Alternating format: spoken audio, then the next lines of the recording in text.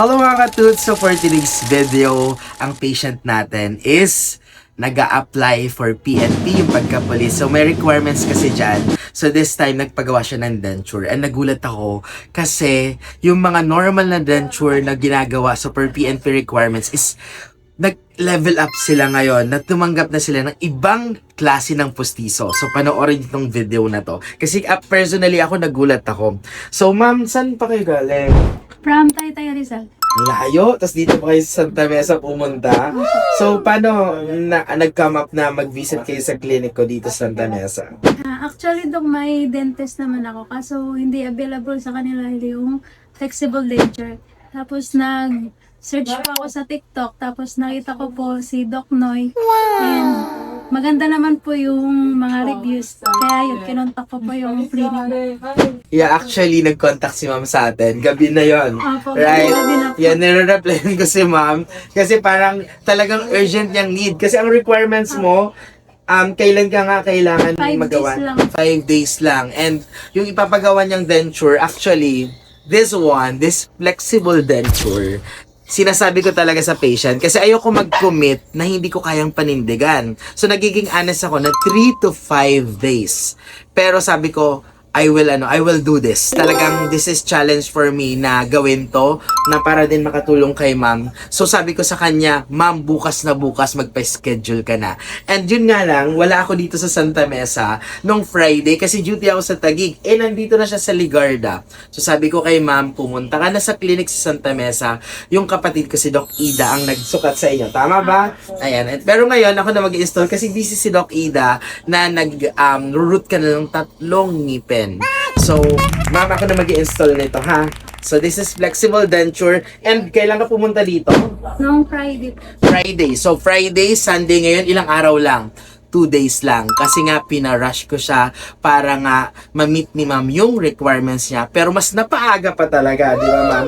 And sabi mo sa akin kanina, anong kinikwento mo nung mag-i-install tayo?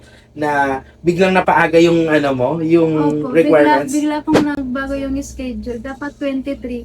Tapos nag-update po sa GC namin, which is bukas daw po yung last ng... So 22 bukas. So luckily talaga na nagawa natin siya ahead of time. Ngayon na mismo, then bukas yung hindi na siya may stress. Di ba ma'am? So how was it ma'am? Ayan, so install na natin. So, this is the flexible denture lower. So, ayan. Actually, nagulat po ako kasi sa PNP requirements, ang dami ko na pong nagawa sa mag-11 years na akong dentista. Lahat ng gusto nila ipagawa sa denture is yung metal framework. Ang tagal lang gawin, umaabot yun ng weeks. Or 1 week or more than pa pag may mga retrial na gagawin or hindi ganun kasakto. At outdated na po yun. That's an old system ng denture. And this one, flexible denture, ito yung sinasabi ko, bakit hindi pa mag-innovate ang PNP sa requirements nila. Right now, na nasabi ni ma'am, binigyan sila ng option, it's either flexible denture or metal. I'm so happy na yung PNP po is nag-require na sila or binigyan nila ng option na flexible denture is pwede sa mga PNP requirements, sa mga nagpupulis dyan. So I hope sa lahat ng mga nagre-requirement dyan for PNP, i-consider nyo na to kasi maganda talaga ang flexible denture. Ayan, install na natin. Okay, ayan, mabilis lang, kagat ka. Okay? How was it? May masakit ba? Wala po. Thank you po kay Doc Noy at kay Doc Ida. Very satisfied po ako sa service nila at saka napakabilis lang po talaga.